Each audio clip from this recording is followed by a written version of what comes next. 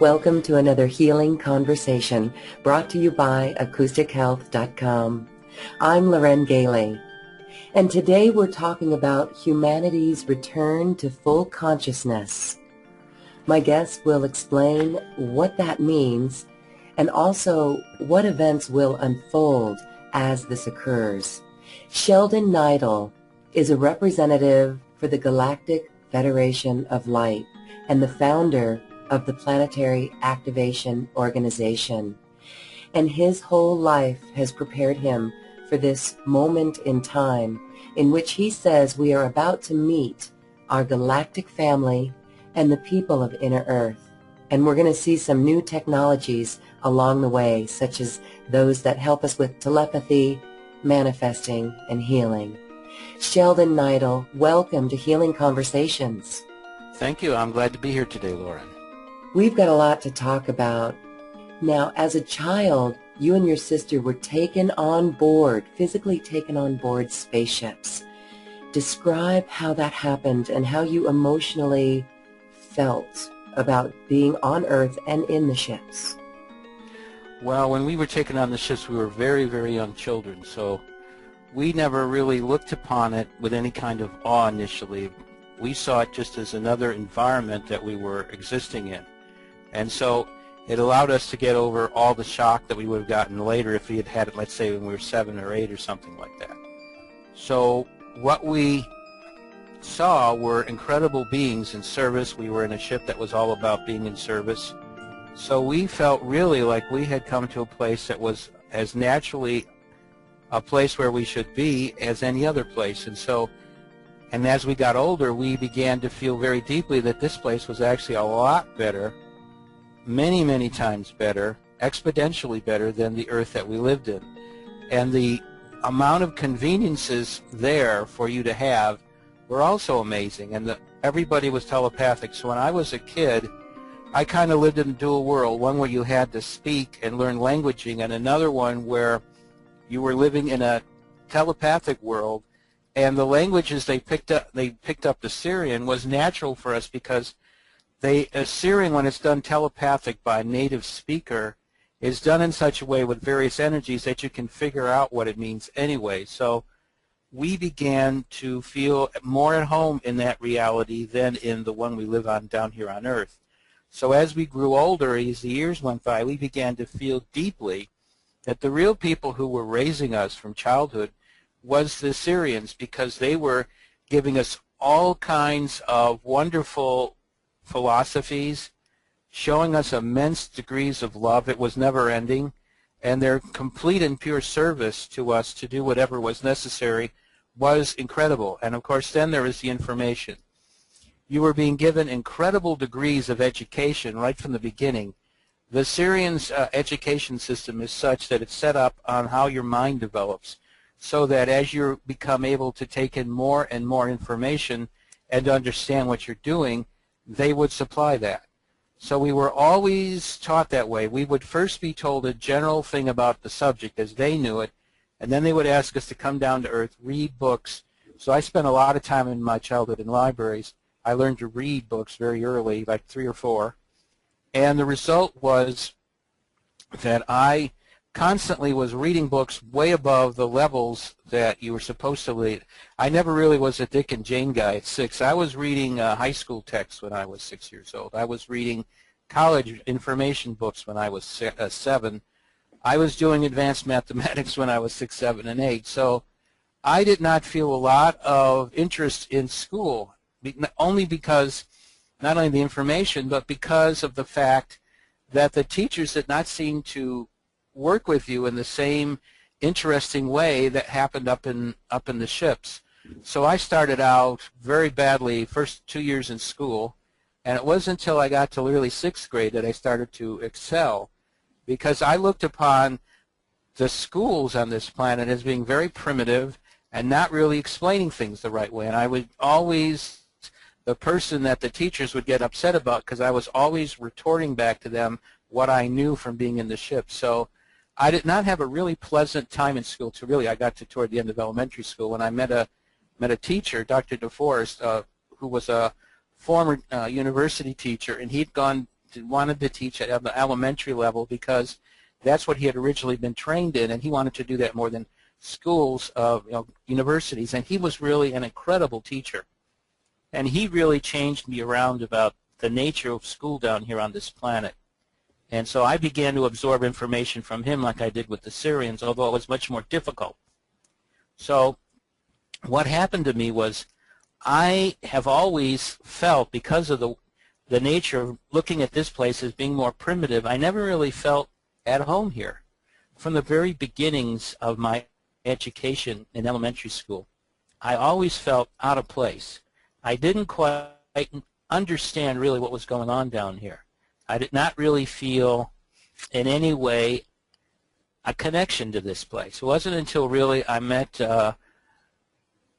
DeForest that I really felt deeply that I had something to learn here on this planet. So it was difficult in the beginning. It was extremely difficult for me. And I was very happy to be in the ships. I looked forward to that with a great deal of glee whenever I would be allowed to come back up. And so Washta, who was my guide, became to me really like a father figure. He was the man that I really looked up to, and his energies, whenever he would look you in the eye, if you came up and you were sad or you were upset with things that had happened in my family life, I would totally change in a matter of seconds. When he would just look at you, he would turn you into a person who was very happy, because they knew how to balance your body almost immediately in your auric fields, and you just changed your energies completely. You became a person who was totally involved in everything that they were doing, and that was really the neat thing about it. When you're on a telepathic level, anything you say to yourself or you do is interacted with both the computer and the ship and with all the people around you. So it was an entirely different world. They could almost anticipate what you were doing or saying and correct it if it was not the right thing, or if it was the right thing, they would take what you were doing and they would be able to, either through their educational systems or themselves, give you wisdom that would allow you to move forward in where you were going if it was the right way. So I always looked for that initially when I was doing my education. So I had a hard time evaluating how to do education on this planet versus the ships. It was almost like night and day. And so until, like I said, till 6th grade, I felt lost. Do you remember the first time you went on the ship, and was it a regular schedule? Did you know? Was it at night? How long were you gone? Was that a different time than the time here on Earth? Well, their time pattern is entirely different than ours, because they live in another reality than ours. So when you live on the planet and you go up to the ships, you're actually impinging upon a different time frame. So even though they're in the same basic reality as we are, when they're cloaked, they're really in their own reality. So it makes it entirely different. So when I would go up, it would be nighttime when I went up. Mostly I would come home and they would wait to have after dinner, and then I would go back upstairs, and bang, I would be gone. And you go there, and it'll be like nighttime or daytime of an entirely different day, and their reality is such that it's imposed on the entire ship because it's in the same reality pattern, which is different from ours. And so I learned from them how to raise and lower your frequencies. It was something that I learned. It was part of the process of being down, up and down between Earth and here. And so it may sound weird, but what happened to us was we really felt when we were in that energy, when we were adjusted to that energy, it was almost to us like being in heaven. We felt that a great paradise had settled around us, and that we were suddenly surrounded by magnificent beings, both male and female, who were incredible and in total service.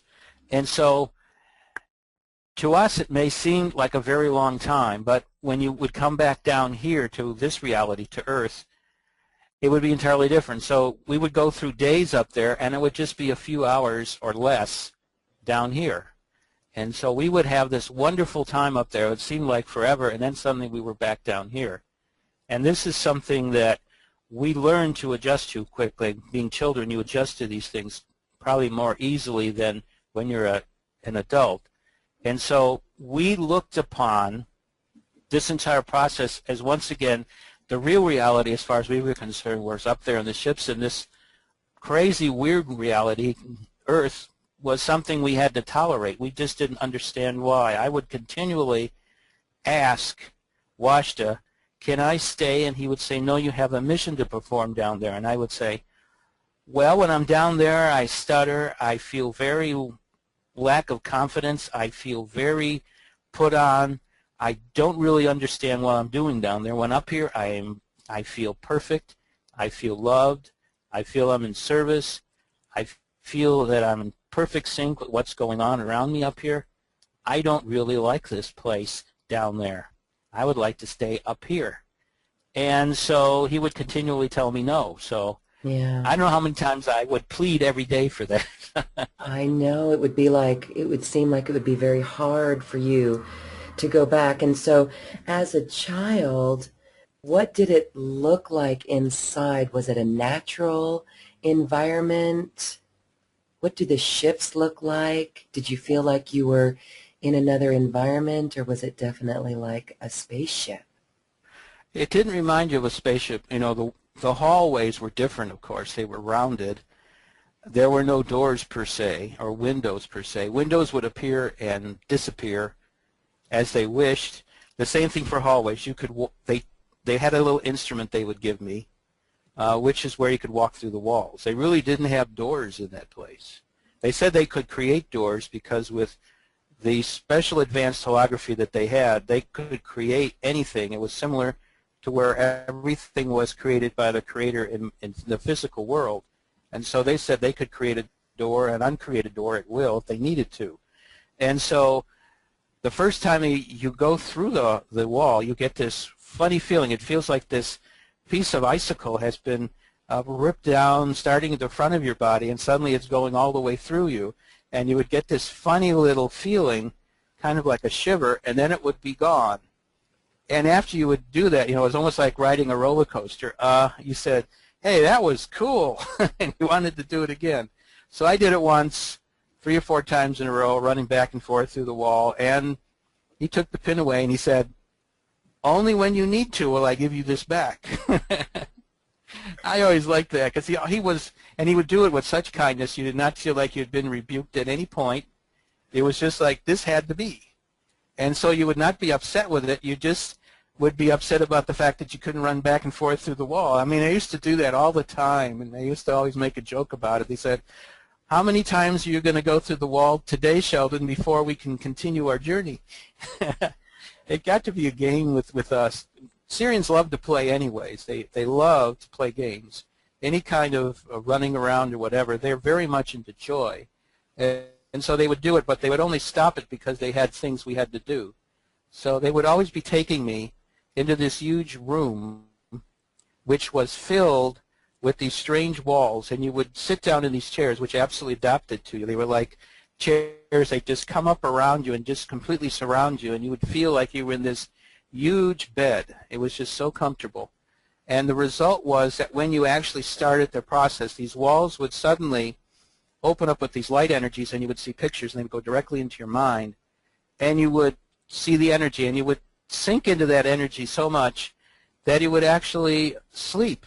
I mean, I would usually be about a minute before I would be out cold. So, but I wouldn't really notice it because the machine was set up that it was with your mind. So whether you were conscious or asleep, you would continually feel the energies from the machine, and it would just be like it was a narrative, and you would not be seeing things that were made up. It was actual events in its history, whether it was Sirian history or history of the planet. So you would see the things that went on to sign the independence and the Constitution for the United States. You would be seeing the different revolutions, like the Russian or the French revolutions. You'd be seeing wars and all that. It was interesting.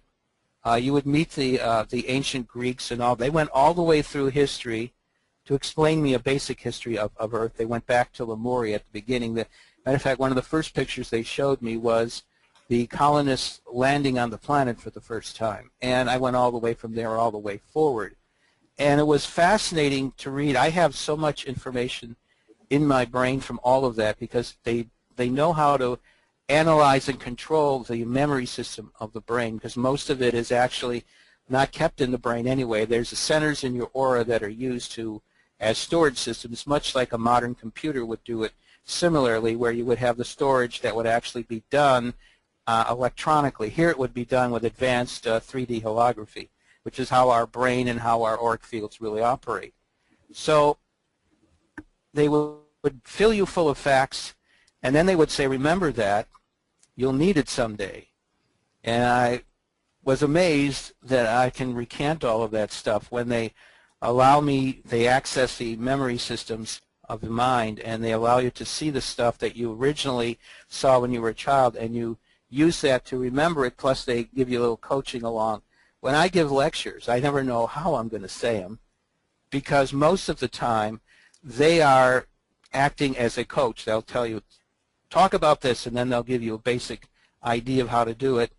And I've actually gone periods when I first started out in lectures where they would just give me a script, and I would just sit there or stand there and read it.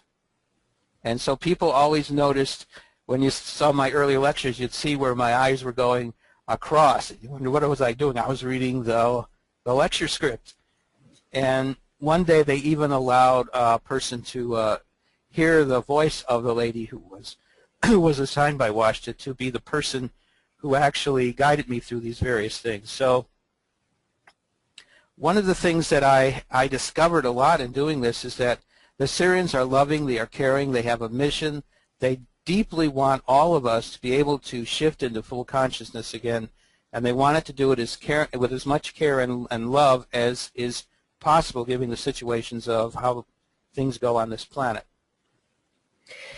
Okay, so there's a lot of questions that I would like to get to. Let's first talk about, what do Sirians look like? And then we're going to go back to talk about Lemuria.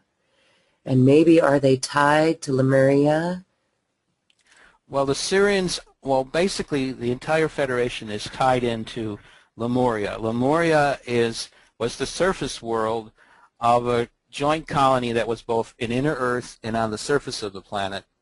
And the Lemuria is the name that people have called it here, because originally the two people that came up with understanding what it was looked upon it as being the origins of lemurs, so they called it Lemuria, which means the land of the lemurs. It's not really what it was called. As Churchwood properly said, its real short name was Mu, which in Sirian simply means the motherland in this physical realm. In other words, it was the motherland for humanity and the surface world where we wound up having to stay. I guess the Sirians and the various conscious beings that they were associated, all the various members of the Galactic Federation, there were 45 to 50 human star nations that were a part of colonizing Lemuria, decided to use that name. And of course, Agartha is the inner name, because the Lemurian language, which is an adjunct of all the different languages, they came up with a, you might say, a language kind of a little bit of this, a little bit of that, of all the 50 languages. And the result was they called this, the inner world, Agartha, which simply means ag, inner, and Artha is the original name for the planet. So Agartha simply means inner Earth. And so, like I said, there were two places. And at one time, the Atlanteans got rid of the surface world of Lemuria. It sank down, as Atlantis did later. And the result of that was that they were just left with the inner Earth world of Agartha. So we can go and talk all about that, because I think it's fascinating. It is fascinating. The word Lemuria is what led me down the rabbit hole into my awakening. And when we talk about full consciousness, I don't even know, are we even there yet? What does that mean, that we're going to shift into full consciousness? And Sheldon, are you in full consciousness? I wish. I'm not in full consciousness. Okay. I wish I was. I would leave. Is that what that means then? Full consciousness is just an ability or an awareness? Okay. When you're fully conscious being, you have your Merkaba, you have your fully accepted auric field, you have the ability, because you're at your full potential, you can work at all times between what is going on in the physical and what's going on in heaven. You can constantly, you are walking between the two worlds easily. Because of that, you can change into your Merkaba reality and travel wherever you want to go. You can go at the speed of thought, which makes the speed of light seem slow. And so you are in complete command of who you are. Everybody, when they come here, has a life contract. That life contract we don't have any access to right now. We are just kind of moping along. And what is really happening is when you're fully conscious, you have full access to that. You have mentors who are both angelic and other fully conscious beings. And you are living in this world doing what is necessary to use the life contract of this lifetime to achieve your goals. And the ultimate goal of all fully conscious beings, if they haven't achieved that already, is to become the equivalent of an ascended master, to become a person who is of good high ranking in Earth, for instance, if we were on Earth, as well as in all the other different dimensional levels of consciousness, all the way up to heaven. And so you are constantly living and working with others in full service to achieve your life contracts, both as an individual and as a collective, because when you become fully conscious, you understand exactly how you interconnect with every other living being in the physicality world we live in and in the physical spiritual world. And so you are continually living in that reality. It's an entirely different reality because you talk to plants, you talk to animals, you talk to the planet, you talk to all the guardians of all those various aspects we just talked about, you talk to other fully conscious beings, you talk to your counterparts in heaven. You are continually interacting. You are in complete service. You understand what you're doing, and so you have no limitations. So you feel in a state of complete joy because all the things that we have on our planet, all the little dings and dangs we've had from the time we were a little child that's sitting within us that we can't seem to really get with, we're always working. If you're being conscious, you're always working with getting rid of various things by transforming them into the loving aspects of what they should be. In the case of a fully conscious being, that's already been done. What they're doing is using this lifetime in service to carry out what they are and where they're going so that they can use it to not only better themselves but the entire environment that they're living on, which means both the spiritual aspects and the physical aspects. And they're constantly working with one another. That's why these societies, galactic societies, are about taking that joy. Everybody has a certain talent more than another because you're here to do certain things in each lifetime.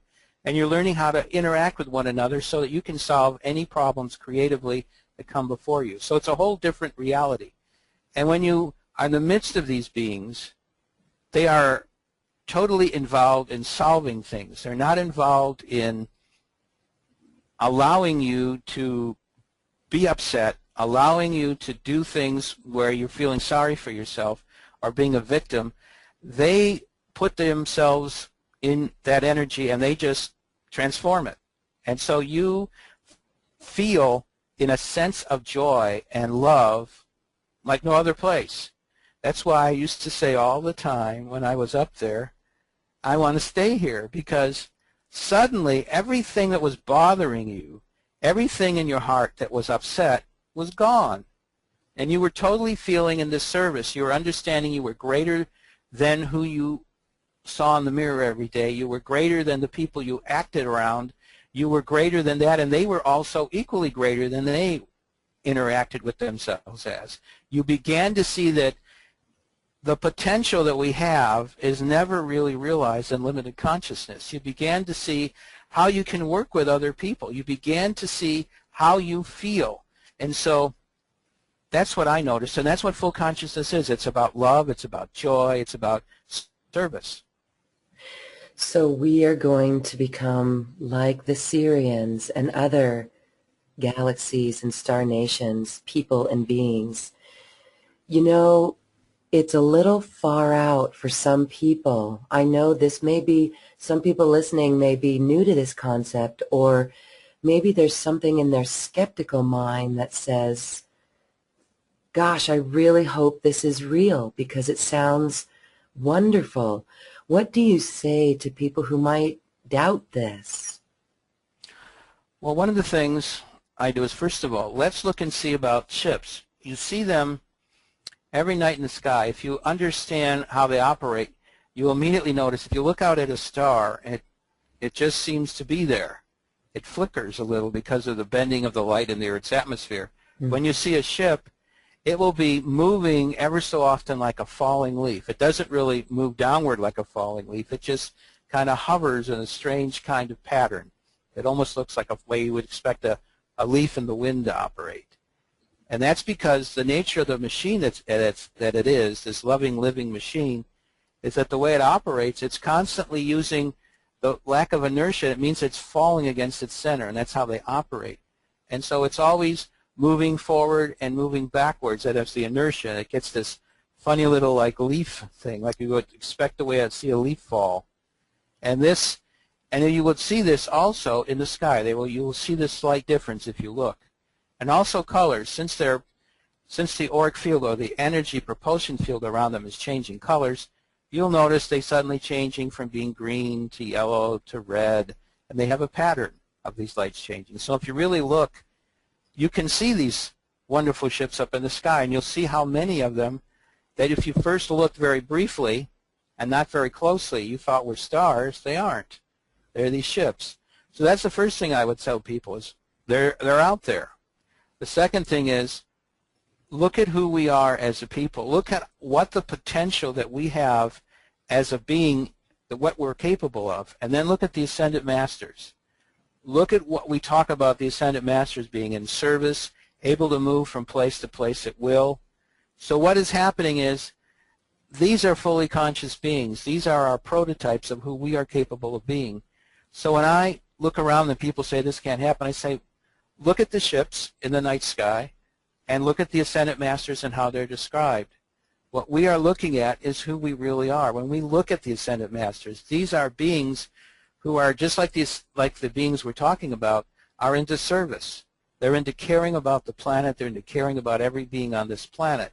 That's what being fully conscious is all about.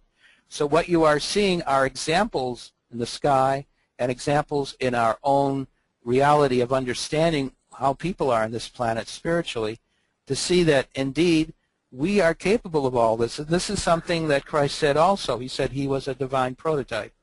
We are capable of all of this. The thing we have to really realize and really understand deeply is that indeed Christ was the divine prototype, and all of us are capable of achieving that. And this is what we're talking about. When people talk about ascension or this great consciousness shift, becoming Christ-like, all of us becoming Christ-like, is exactly what we're talking about. And this is what has been forecast. And this is what we are doing right now. We are achieving the great predictions, the great prophecies. The shift we're talking about is achieving indeed those great prophecies. And so when I see the Sirians or the Pleiadians or whatever people I get involved with at any one time, I see them as the final example of where we are going. We are all capable of being them. And the same thing with Yugarthans. They are fully conscious beings as well, and they are basically the same people that when you look at a Pleiadian, when you look at a Sirian, that you are seeing. They are who we are capable of being, and they cannot wait, all of them, whether it's from inner Earth or from various parts of our galaxy, for all of us to become fully conscious beings of light as they are, because that is the prophecy for all of us to be anyways.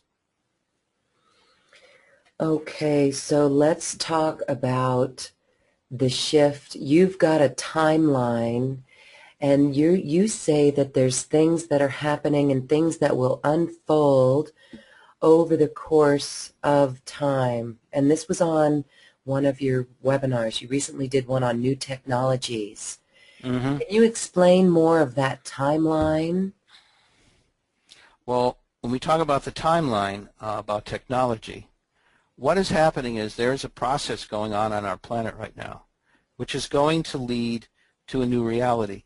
At the present time, the more and more I read various things on the internet, I discover exactly how deeply this society, economically and politically, has reached a point where it's no longer viable, where the system that we have known from our childhood to the present time doesn't work anymore. Not only doesn't work anymore, it has illegally destroyed our planet to the point where our weather is now beginning to feel the wrath of what we have done. Our system is polluted the planet almost to the limits. Our financial system is in great chaos and on the verge of collapse, and the political system can no longer act as a successful watchman for the financial system. So what we have is a political, economic, and socially inept system. It's failing in every way.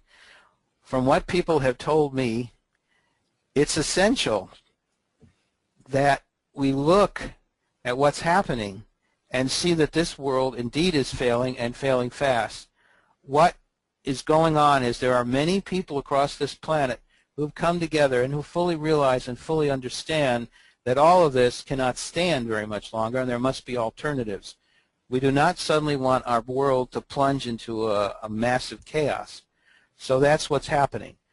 The basic timeline they gave me was that 2012 is the ending of all of this, that we are heading towards a new reality, that a new timeline is coming in at the end of 2012. That means that we are entering a new reality. That new reality, for it to stand properly, needs a new system around it. So what is happening in the rest of 2012 and maybe even into the beginning of 2013 is that this system around us is collapsing. Mm-hmm. That will allow us to put in a new technology. Now what I did in the one on technology was to explain to people that there are various levels of technology, most of which has been suppressed. We have technology right now that could solve the energy crisis that we're talking about at the present time, can take care of the basic problems that our civilization has right now with all the massive pollution, can solve the problems of the great weather change, climate shift happening, and can basically allow this society to move into this other reality in the way that it is supposed to. And also, there's another aspect. As we are moving forward in consciousness, we now require that the shift to allow us to become, as I said, as Christ and other Ascended Masters have said, to become this divine prototype requires a cooperation not only between various spiritually oriented people on this planet, but also those who are already in that position and who can use their technologies and their basic abilities to help us reach that. So what is happening right now is we are talking about a first contact mission. We're talking about a shift into full consciousness. We're talking about taking the various suppressed technologies, which are immense, and allowing them to come forth. And that's what is supposed to happen in the very close immediate period between now and the end of this year. We are supposed to be able to bring these technologies forward and allow them to begin to change all of us, not only the planet, but all of us, because these new technologies shift you into a new consciousness. They are basically a forerunner of creating a new reality. So that's what is happening on this planet right now. So when I was talking about the technology, we were talking about, as the Mayans had said, we are shifting from this present troubled world into a new time frame, into a new reality. And that with it means that we are entering the edges of what has been described by many people as a golden age, heaven returning to earth, so to speak. This is what is now on the verge of happening all around this planet at the present time. Many things, as I said, are happening, both financially, politically, economically, that are changing the nature of how this planet operates. Everything on planet Earth is now reaching a point where all of this is converging, and that means a new reality is to be born with a whole new technology, a whole new governance around it. So that is what, when I put the timelines together, that's what we were talking about. I know it's important to remain out of fear, and as we see things dismantling around us, to stay out of fear. Are you given any information or visions of what's going on with the banking cabal and the Illuminati? Well, what is happening here is, just as was expected, you have people coming forth from that reality, the reality of the banking financial system, and explaining to people just how rotten it is to the core. For instance, we just had Bob Diamond, who was the CEO of Barclays Bank, come forth in England and explain to the English basically that the entire banking system as run through London is fixed, that they make it up, that it's false, that the sole purpose is to create a false confidence for people, and that it's just rotten to the core. The idea is to make as much money in the shortest period of time as possible. And so you look at this immense legal Ponzi scheme that the banks have become, and it's collapsing. The whole concept of debt in this reality, in this world, for the most part, has been created by banks whose sole purpose has been to do two things. One, falsely create a interest system, and secondly, to use that interest system to destroy the world's economy. Yes. So what you have here is you're seeing that self-policing this system just isn't going to work anymore, and that the political system has basically gone hand in hand with this system, basically giving it carte blanche to do what it needed to do, even to the point of taking people's money and using it to support this illegal system. It's almost as paying protection money for the mob without even having to worry about the mob. It's crazy. It's a mixed, upside down, backwards insanity, and this has to end. And so what people around the world are now discovering is that this system does not operate. So far we've had only one country that's really looked at this system, seen the criminal and insanity around it, and said we need to develop a system that is not like this at all, that is true to what banking is supposed to be, that is true to what government is supposed to be, and that's Iceland. Iceland has given us a marvelous, incredibly beautiful example of what to do. My hope would be that the rest of the world would get on that bandwagon and just move forward as Iceland has, and create a society that is entirely different than the one we now know, that is based on prosperity, that is based upon truth, that is based upon a banking system that actually is a banking system and not just a giant mob-like financial system trying to suck up every last penny and get their hands on. What we really need to do is create the system like Iceland is trying to do. The rest of it, the prosperity, will follow. We need to really say to the world, every nation, people within every part of every nation on this world needs to stand up and say, as they did in Network, a wonderful movie I like, we are not going to stand for this anymore, and that's really what we have to do.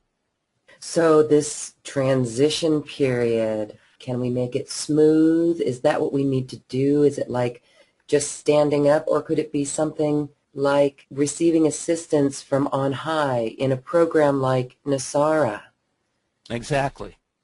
NESARA exists in this country. It was put forward and kept secrets, sequestered, so to speak, at the beginning of the 21st century, in the year 2000.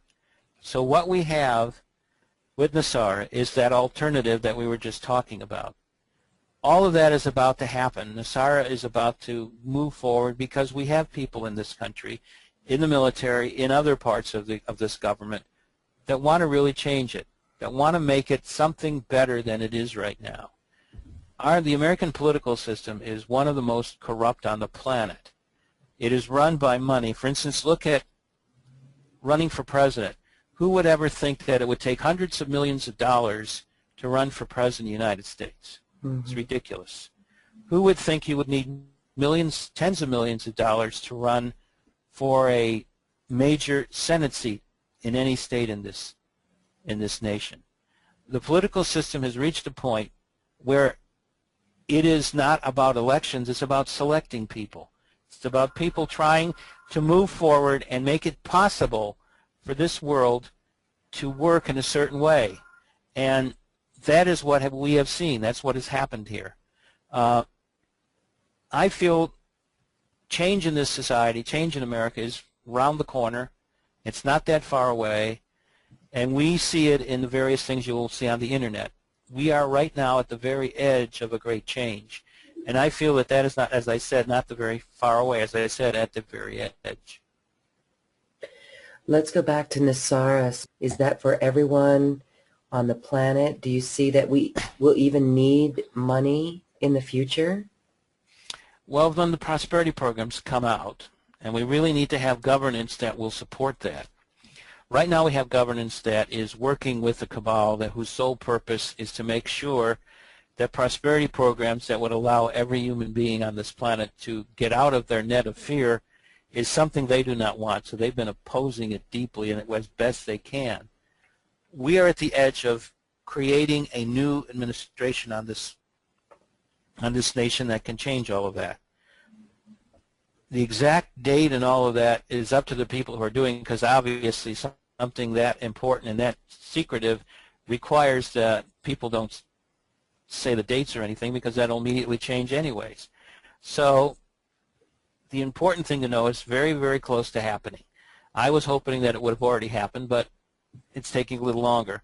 And then whenever I get upset, I just remember deeply within myself saying, well, we are changing 13 millennia of human history, so it's going to take a little longer. As then they give me the famous Oppenheimer thing where he was talking to General Grove, and he said, the obvious is easy. The unobvious, in other words, the really hard things to think out, they take a little longer. And that's exactly what is going on right now. So we just have to understand it's taking a little longer than we wanted, but it's getting ready to happen. And so people can just remember to be in joy and do the things that they love, discover the things that they love, and focus on that, because that's what we're going to be doing in the future, as you mentioned, that it's Right. going to be the time for us to really make that our reality. So instead of focusing on still having to pay our bills here each and every month, just look for that which brings us love and joy. We need to be in joy. We need to understand the nature of who we really are. As human beings, we begin as babies. We're always joyous. There's hardly any baby who doesn't smile a lot and laugh and coo and all that stuff. Yeah. We lose that as we grow older. From the time of young childhood all the way up to young adulthood, we begin to change, and that then is reflected in our actual adulthood. When you are living in a society like a galactic society, you don't lose that. You constantly remember who you really are. You stay happy. You stay in joy. You know what your divine service is about. You work deeply to bring that to your fore, to, you might say, flesh it out in your mind, how this set of skills and talents you have work, and then how you can intermesh those with others so that it becomes possible to create a solution-solving method, which they have, which they simply call fluid dynamics, which allows you to work with one another, regardless of the situation, and to solve creatively any problem that you encounter, so that they never see a problem as something to fret over. They just see it as a challenge, a game, and they treat it that way. And so they don't lose their joy over it. They just use their own abilities, intermesh with one another to solve it. So they are always living in service and always living in a constant state of joy. I never really saw anybody in the ships that was anything other than happy. It's amazing. It was always, when you went up there, you yourself started getting what I used to call the giggles. You would get happy.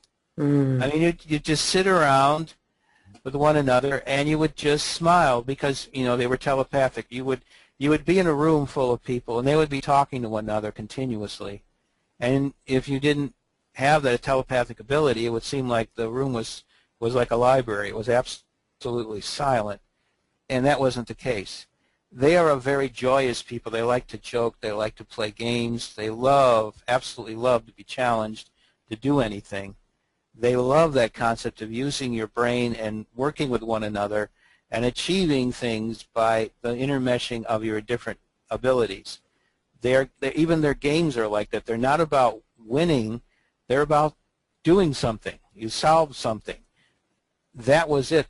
There's no competition in that society whatsoever. It's about cooperation. And that is how they operate. And so if you come from this planet and you're used to sports, you're used to the way our jobs operate, it's all based on competition. It's all based on being wary of one another. They have none of that.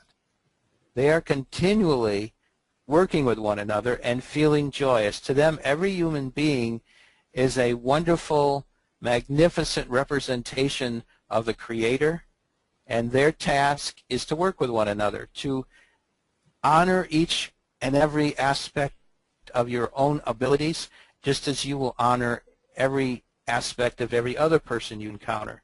They are constantly, their languaging really is all the time about honoring one another, about the wonders of who you are, acknowledging what you have done when you interact with people, when you give forth examples of how to do certain things. They are continually in that mode. It is really, it's a society entirely different than the one we live in. That's the thing that when I got older that amazed me was there were no guards. They were totally honest. They were totally frank. And they just did it not out of spite, but out of joy, to just honor one another. This is who you are. Isn't that great? And you'd say the same thing back to them, and they would say, yes, we're both incredible beings. And they would be doing that all the time. It was always, their languaging is always about honoring one another, being in service, talking in the same way about all the angelics, talking in the same way about the very nature of how the universe operates. There was never any put-downs, never any worries of this is my theory, no, that's wrong, your theory, that's wrong. There was none of that. It was very comforting to be in that reality for long periods of time, and it changed your whole way of looking at things. If you came up there, so to speak, with a chip on your shoulder, it was basically sanded off very fast. You did not have it when you came back. You felt joyous. And that was one of my biggest problems when I would come back, is suddenly I was in a society where no telepathy, people are putting one another down. There was always an attempt to try to create an ego world where somebody was better than somebody else or had an authority. They had none of that. And when you came back and you saw that, you got very sad. You felt lost. And that's why for a long period of my life, I just completely felt lost in this world. I did not know how to operate in this planet at all. To me, it was strange, odd, illogical, made no sense, and was petty. And I really didn't like this place. That's why I would always say to Washta, can I stay here? It became my famous last words. He almost would anticipate it. Before I would even say it, he would always say, you know you have your mission to perform. And I would say, I'm supposed to talk to people? I can hardly talk down there. I have a twisted tongue, as a lot of people say, because I stuttered so much, because I couldn't express myself easily. But up here, I have none of that, and I really like it. And so with that, I would be teleported back down. I mean, they understood what you were doing. I didn't, because I was a child at the time, but that was the process that they would do at the end. I never really fully have been able to fully figure out this planet. I am still kind of at a loss about it. It's parts I do things, and people around see me do things, they wonder why I do them. They said it seems odd because I'm still trying to adjust the difference between the two realities that I grew up in. Like, what would be odd? What would someone call you on as being odd? I would be open to people, and people would not do that. I would get into, when I thought when a person did something, you had to follow through with it. If you said you were going to do something, you did it. I once was expelled from school in 5th grade because I borrowed money and I paid it back, and so he wanted to borrow money from me, and he never paid it back. And so I called him on it, and he hit me, and I hit him back. And so I got thrown out for fighting. And the reason why that happened was I could not see why the people on this planet are not honest, are not totally able to owe what they want, and we're lying. Lying to me has always driven me crazy. So that's an important part of what has happened to me, and I'm still a lot like that. People say I'm very naive. So anyway. So then, going through this whole experience and meeting the Syrians, do you ever meet other beings from other nations? And is it in another dimension? Well, I have been set up with a series of their technology, which allows me to easily talk whenever I need to anybody. And so I have talked to, or actually been able to see, because with the structures that I have in my head, it also allows you to see them. It's like 3D television. And so I have interacted with everybody. The non-humans are a little scary initially. I remember when I was a kid, the first time I ever met a dinosaurian, and it was very scary. It's not just humanoids. It's like Star Wars. It's like Star Wars, yes. I've met a lot of different kinds of beings. Are you frightened? Initially I was, and I would get over it because these were dinosaurians that were part of the Federation, and they were very loving, very caring. But the imaging we have within us, because the dinosaurian and reptilian peoples in this galaxy were very bad, we have this tremendous memory of these wars that went on for a long period of time. And so when we encounter such beings, whether it's in a movie or whatever, our initial reaction is yuck. And of course, Hollywood has played on this tremendously for the last few decades. So when you first meet these beings that are friendly, they are, as I said, it's initial first look. So for like 10 to 20 seconds, half a minute, you feel frightened. And they pick that up and they put the love energy out, and you go away from being fearing to loving, and you understand that the Creator has put all sorts of beings throughout this galaxy and throughout creation that don't look like us. And what we have to really get over is the ego we have about, if you don't look human, you aren't conscious, you aren't a better being. You look at them as being fearful, scheming, etc. And so I was able to get over that because I could feel these energies, and I could then let my guard down again, so to speak, and just interact with them. And then even though they were these tall beings, I mean 9, 10 feet tall, you understood that they were not frightening, that they were loving and caring, and they were as much a part of the Federation as the humans that you were interacting with daily. And so you didn't feel that fear. You felt that they were just another set of very intelligent, highly, fully conscious beings that were interacting as part of the Federation, and that this is how the universe works.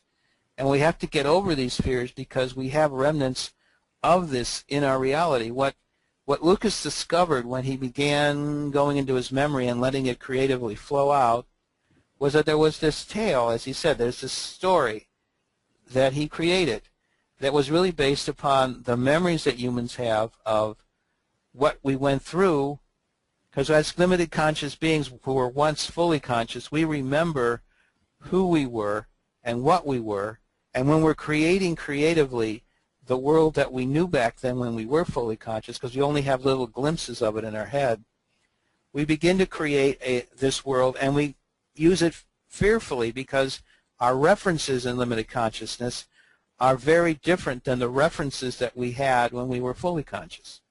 So when I see things like the Star Wars episodes, etc., I realize that humans are right now in a highly competitive reality. It's fearful. When we look at this reality, what we see consciously is what comes out. But when you up there among those that are fully conscious, positive beings of light, it is exactly the opposite.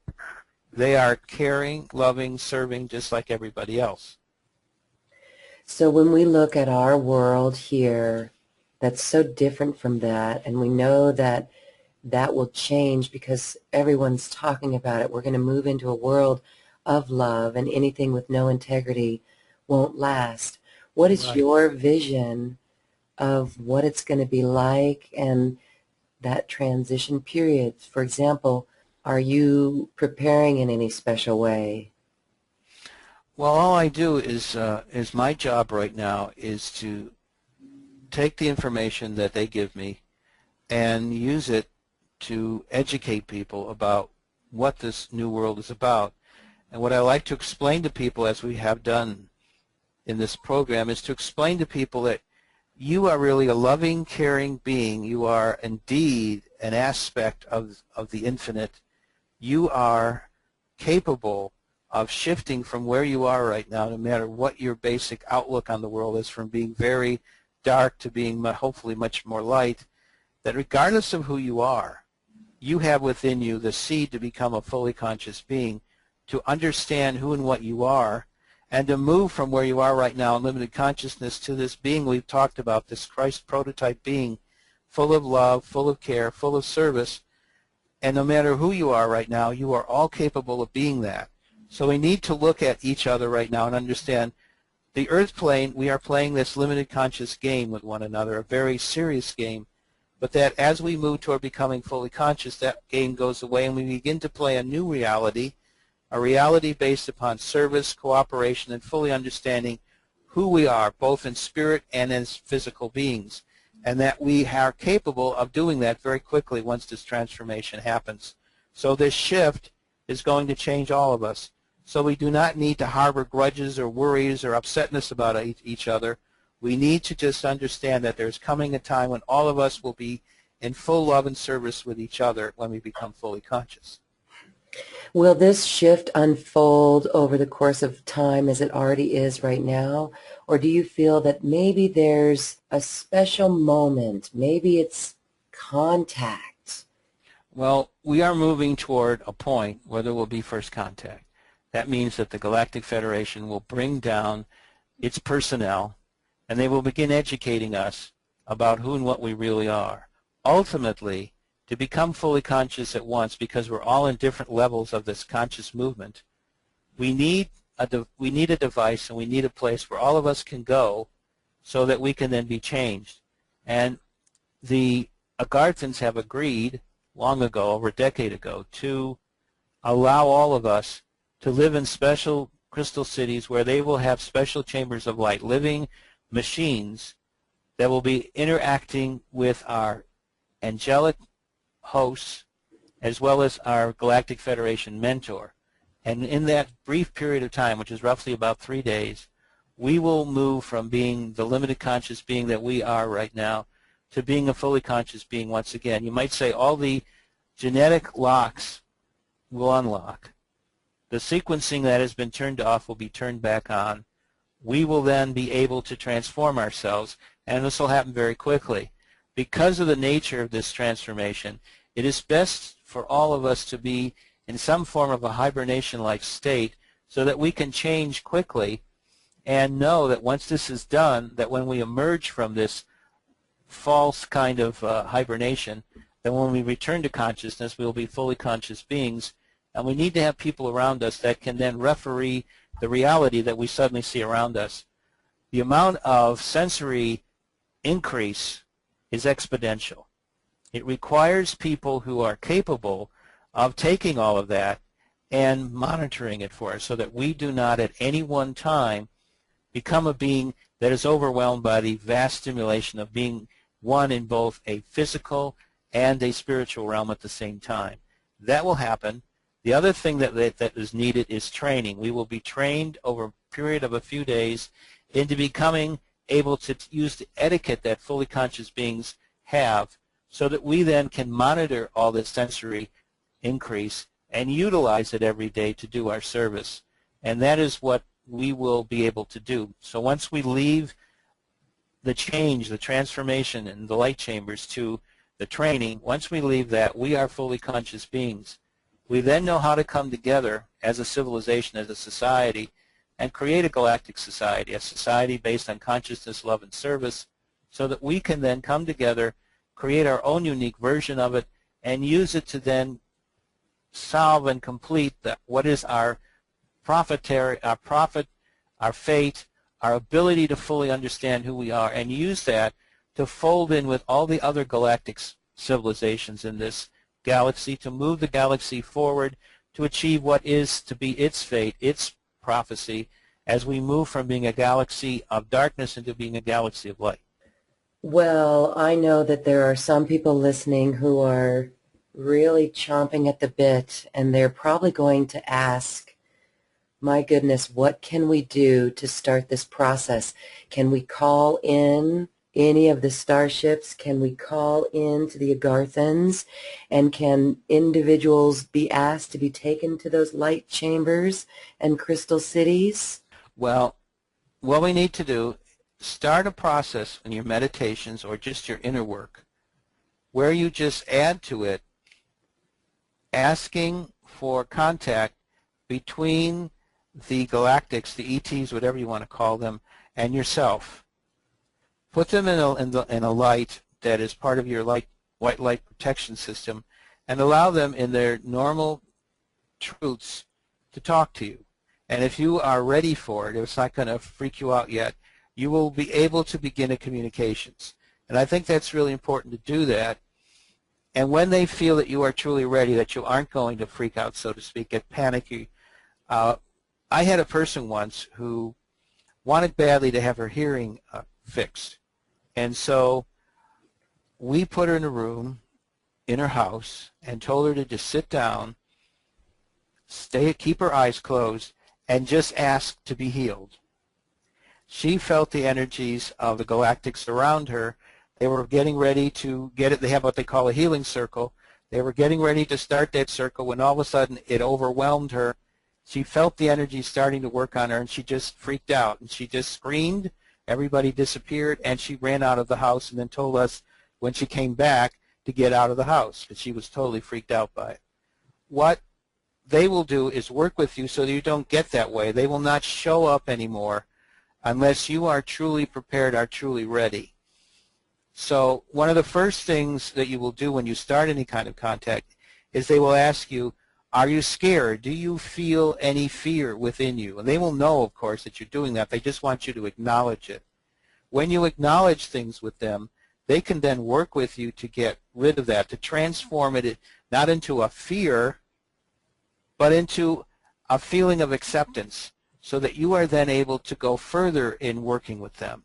And one of the neat things about this is all the benefits you can get from it. So add that to your inner work. And the rest of what is happening, there are people, as I said, all around this planet working to change the societies.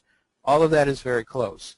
It really helps for people to be ready to be a support about all of that by just doing this kind of inner work, showing yourself deep down that you are indeed ready for contact and that it will occur then, and that think of all the information, all the joy, all the wonders that you can then interact with in order to achieve this final goal.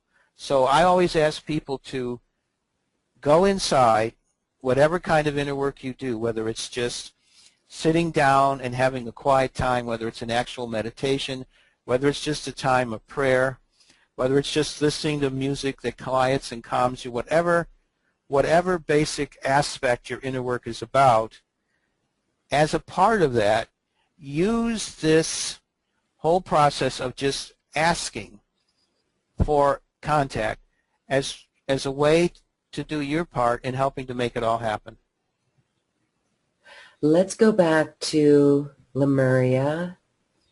And you've said that Lemuria is rising, and you've also done some research that proves to you scientifically that that continent really did exist. And Hawaii is a remnant of it. And also, when we look at the ring of fire in the Pacific, that actually looks like a large continent. Can you share anything on your research of Lemuria and how it's rising? Well, what is happening is the sea bottom is actually rising up very shortly. There are certain parts of the sea bottom that are rising more than others. And if you go to the north central Pacific and just south of it into the northern part of the southern Pacific around the equator, you begin to see a whole landmass beginning to rise up. This is Lemuria. And as you see it, you begin to understand exactly what's happening. When I was doing my research, I was able to have a couple of papers available from people at the University of Hawaii's Geology Department who had studied the Pacific Basin quite thoroughly, looking at it, and came up with those conclusions. Is Lemuria possible? The thing they came up with is probably. Is it going to rise shortly? Maybe. Because they were being scientists, they were not wanting to put dates other than 1,000 years on anything. So they said that this rising up is getting exponentially faster.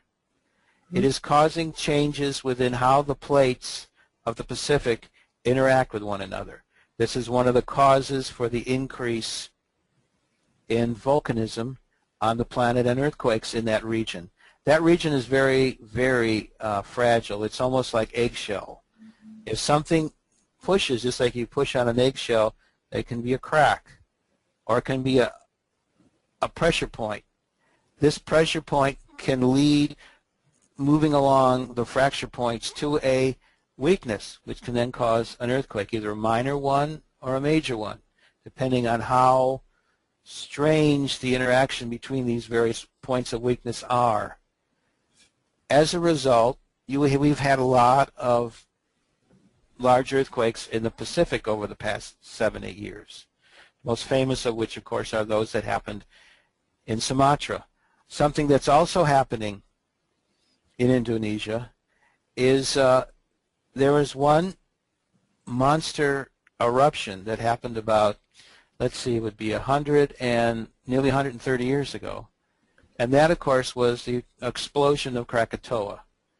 That caused an immense rumbling. It even broke windows in London. I mean, it was an immense movement of air when it exploded.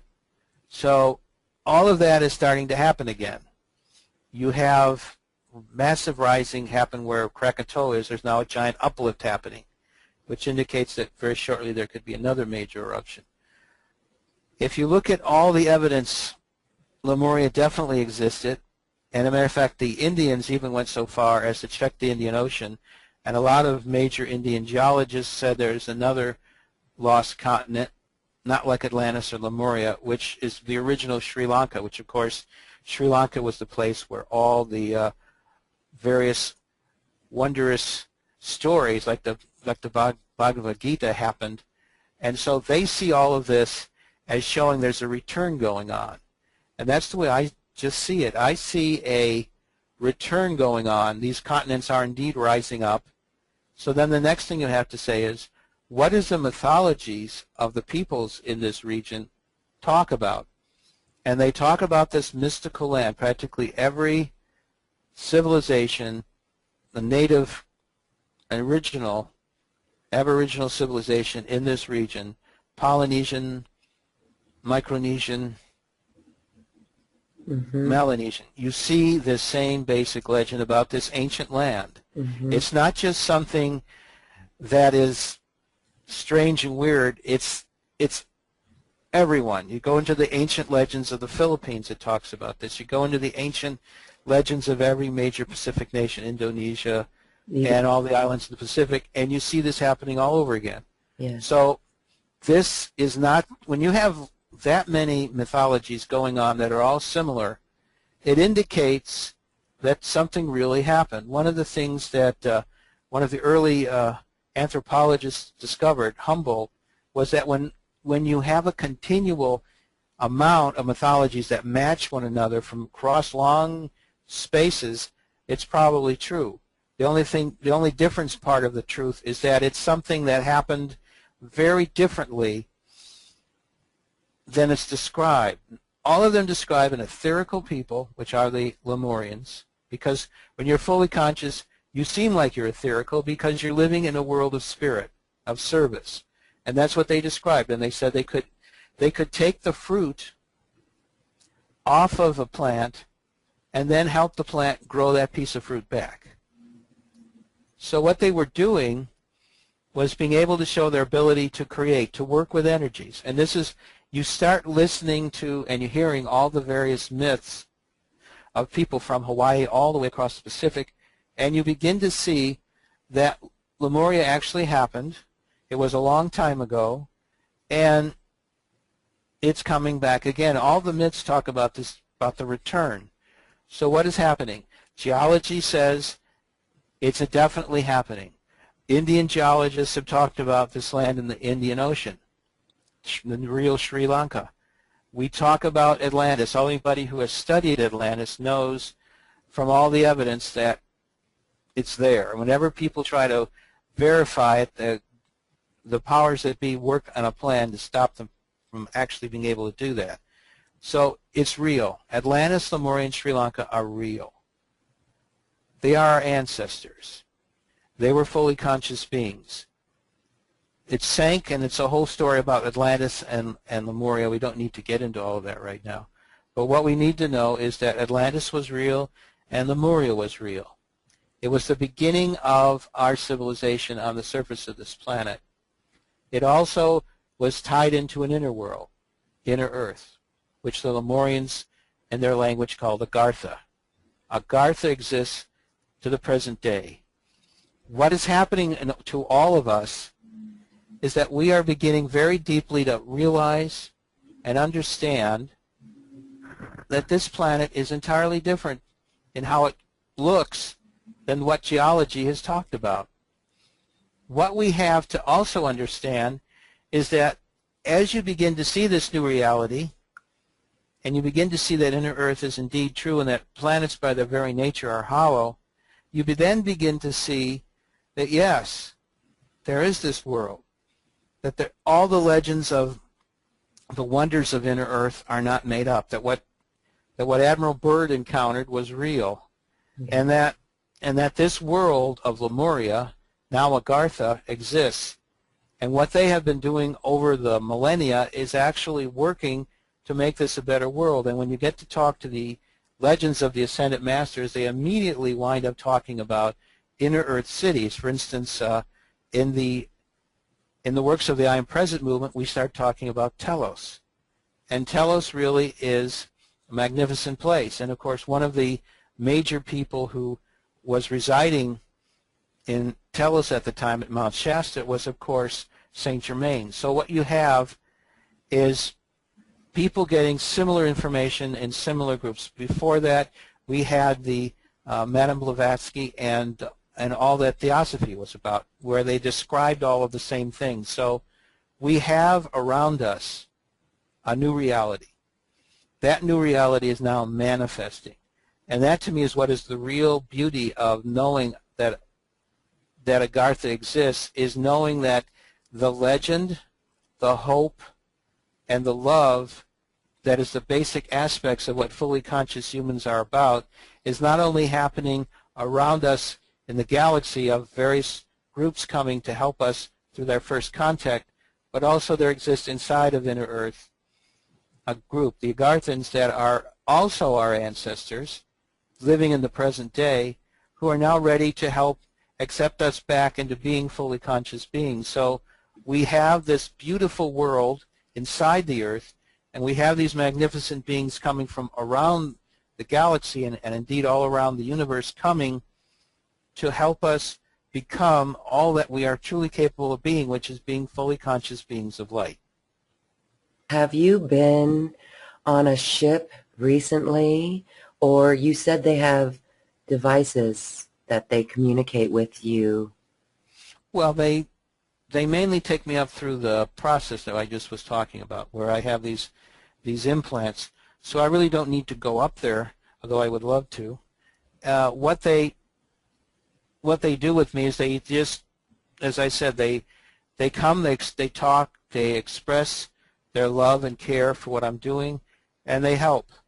They do various transmissions of information whenever I need it, and they work in helping me to create those things, as I said, that I talk about in the webinars right now, because I haven't really done a lecture tour in a very long time.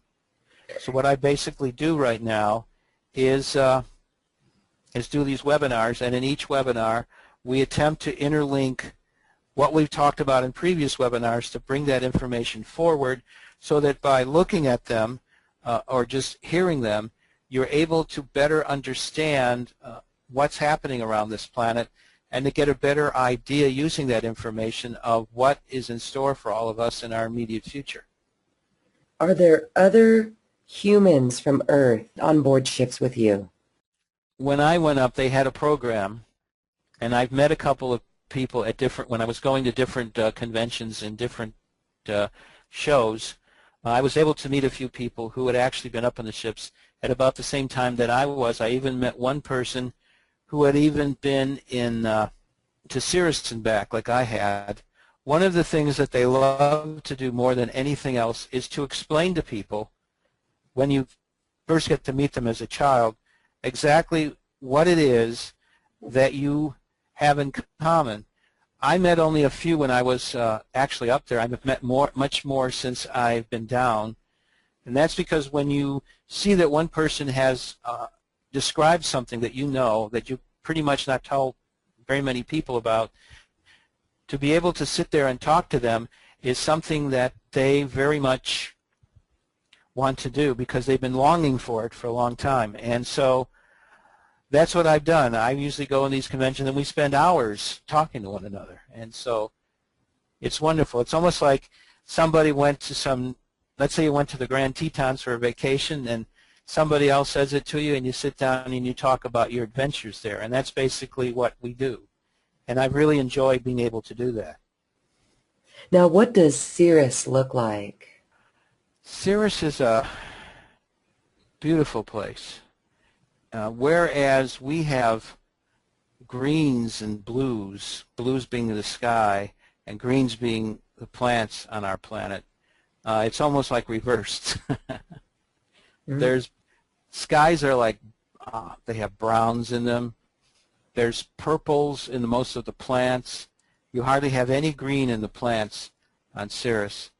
And the oceans are light blue, like almost like Hawaii.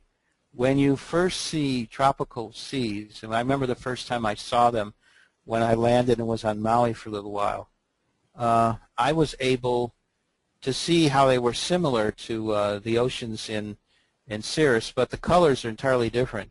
You're used to purples and oranges, and the skies are orange and all different ones, wonderful colors, and it seems almost like a rainbow.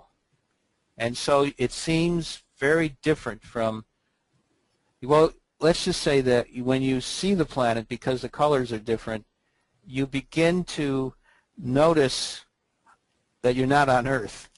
And you also get to see the structures. There's very few structures on the surface of the planet.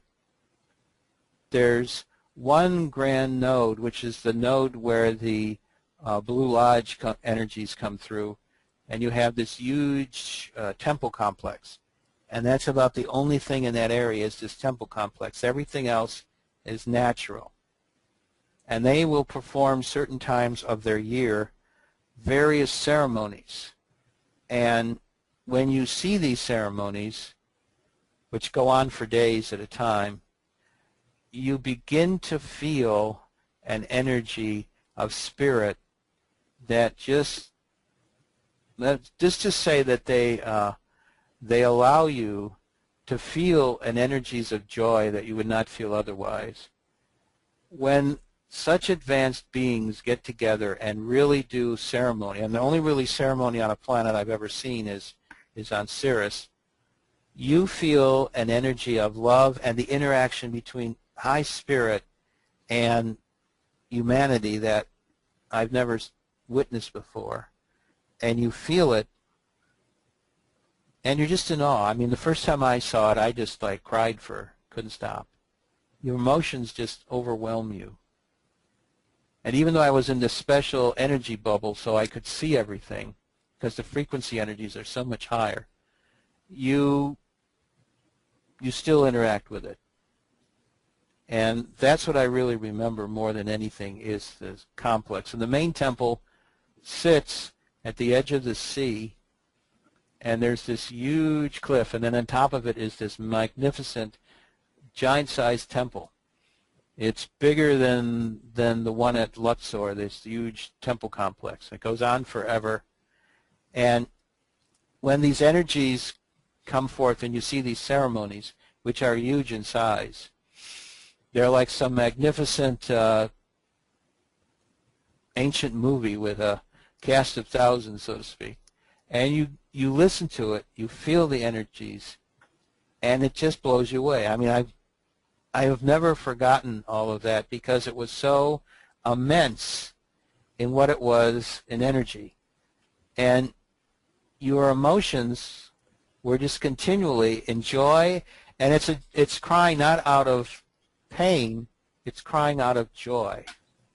And the beauty of it all, when it goes on like that, and you feel the energies coming in from the highest levels of spirit intermixing with all of that, you begin to feel just why this part of our galaxy where Sirius is so special, and why the blue light of the Blue Lodge is there. And it actually is blue. It's this beautiful, light, magnificent blue. And you feel that energy pouring in and absorbing every aspect of that temple. And you just feel the ocean reacting near it to that, where the waves just get higher. And you feel that incredible energy. And it just, when you are done with it after a few days, and you are back on the ship heading back toward Earth, you still cannot forget it. It's the most incredible thing you've ever seen. And it's all done with joy. It's done out of divine service. And that's what Sirius really is like. When you enter Sirius, Sirius is surrounded on the outside of the planet by this huge, almost like cloud system. And when you get to Sirius B, that cloud system has expanded to where the entire area around the edge of the system is this huge translucent cloud system. And it's just full of energy. And it's just amazing. And when you're out of it, you feel a loss. It's almost like Sirius, once you really feel it, it's a part of you.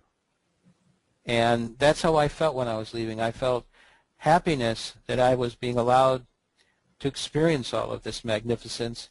But at the same time, I felt for the first time among them a little sadness because I was leaving it. And they all knew it, and so they just said, we carry, and you will carry now, Sirius in your heart forever. And just know that it's always there. No matter what lifetime you're in, whether it's on Sirius or somewhere else, you will always feel it. When you feel this lifetime, or you feel the energies of this lifetime, you will feel that. It is your legacy now. And that's how I've felt ever since. So Sheldon Nidle, what are you thinking about your mission? What is your mission, knowing that there's these beautiful places and planets in the universe, but here we are here. What is your mission, and are you achieving it? My mission is to help people understand about full consciousness, help people understand about first contact, and help people to understand about Earth. What is Earth all about? That it's a living being, that it's a hollow Earth, that it has within it Agartha, with all its beauty and magnificence, a little fracture point of full consciousness on our world right now. And my job is to explain all that to people, to have them understand, and doing it as logically a way as possible, to help people better understand that. I think I am, from what all I've seen, I think I am successful because people who understand what I'm about are very loyal to what I'm doing. And there are a lot of people, once they realize what I'm trying to do, what I am doing, understand deeply what this is all about and feel an affinity for it. And I feel more and more people are doing that, so I feel I'm succeeding, not at the exponential level and that I would like to be at, but I am showing people all of this and allowing them to better understand the process of what is happening to each and every one of us, what is our relationship to this magnificent planet Earth, and about first contact and about this shift into full consciousness. And I feel that I'm succeeding in that because more and more people have been contacting us. More and more people are seeing the website and seeing the webinars, and so I feel that we are starting to succeed in what we're doing. It's wonderful. Thank you so much for being on Healing Conversations.